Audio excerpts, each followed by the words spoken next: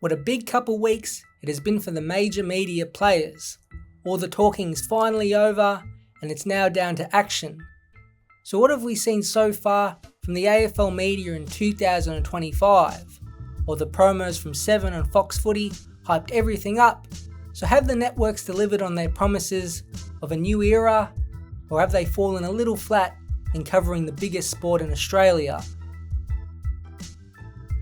But we have to get the elephant out of the room. Whether you were watching Seven's free-to-air broadcast or on KO tuning into Fox Footy, the first thing that would have caught your attention in the Sydney and Hawthorn game was the scoreboards. The Fox Footy version was such an eyesore early on, it literally took a game to get used to it. Now all of these things are subjective, but it does take up a large portion of the bottom of the screen. Does it have to be as big as it is? Well, not really, but at least it does make it very clear the exact scores for both teams. Now for now, it seems Fox will keep it this way, but it also wouldn't be a huge shock if the scoreboard is shrunk 30 to 40%. The same could be said for Channel 7. Theirs takes up about 50% less of the screen compared to Fox Footy's, but the interesting decision was made to put it right in the middle of the screen. Probably the best question for 7 is, does this new version add anything or better 2024's, which was situated nicely in the bottom left hand corner? If it's not broke, don't fix it, might apply to both networks who have tried to evolve their broadcast this season, even with the scoreboard. But besides the broadcast of the opening round games, there was another eye-catching event on Sunday. Before the GWS and Collingwood game, the Sunday Footy Show took place, missing Kane Cornes, who was a key member of numerous years. The other talking point was with Tony Jones.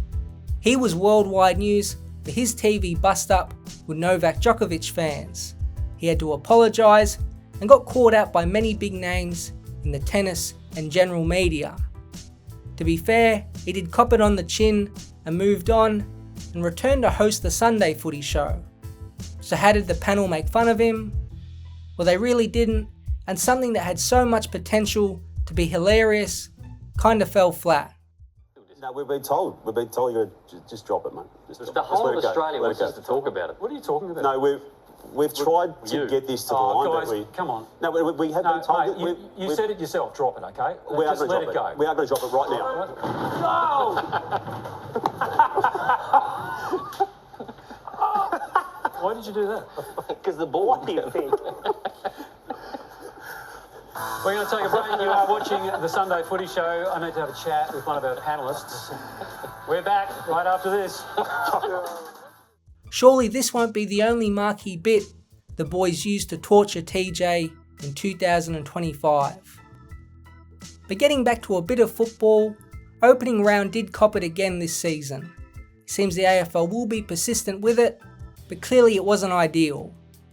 Mother Nature didn't help, perhaps a warning sign to get rid of the round, but with 2 of the first 4 games moved, including the season opener, it obviously wasn't given the best chance to succeed. Now I know people don't like it, but the data overall is still green. A tick over 40,000 people were at the SCG to watch the Swans and Hawks, and TV ratings on Channel 7 matched last year's season opener. Remember, this doesn't include people who moved to KO to watch the Fox Footy coverage.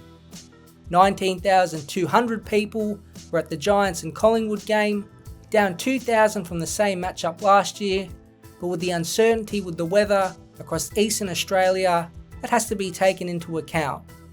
The opening round game last year was also a Saturday night, where this was a Sunday afternoon game.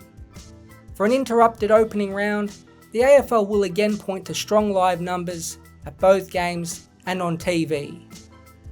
Maybe in the future, Thursday, Friday and Saturday night games will be in New South Wales and Queensland, and then on the Sunday afternoon, there might be a game at the MCG as a compromise. There are still a lot of directions the AFL can go if they decide to keep opening round. Now in the previous edition of this channel's Media Watch on the AFL, Kane Cornes was put into focus. He curiously had 2 shows on Sunday, one on AFL.com called First Up, which was set to air straight after the final game of the round, and the second on 7plus called Kane's Call. Both to be broadcasted from his own shed. The question was, how could he do 2 shows at once, or do back-to-back shows within minutes? Well, the answer was the latter. He did 15 minutes initially alongside Sarah Black on AFL.com, and soon, after a quick microphone logo change, he was on 7plus. It's basically the exact same show, but on 2 different platforms. The AFL one went for that 15-minute range, but Kane's Call on 7plus went for just 8 minutes, and the talking points were near identical. The show was advertised in Seven's AFL promos and was initially thought to be on one of the 7 network channels. It's a strange setup all around for the Volcano, who basically has to do the same show twice and within minutes.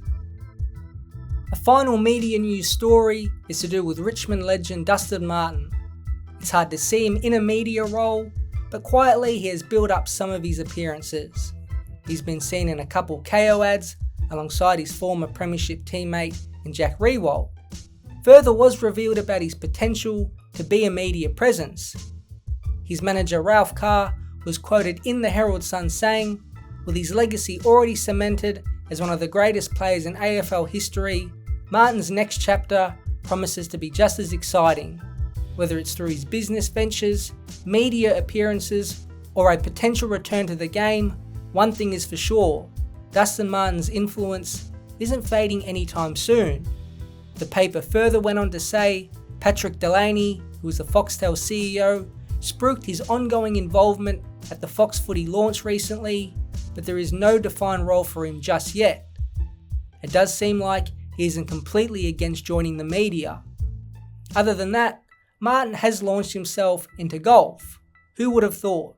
He's even using false names to enter prestigious clubs to keep himself anonymous.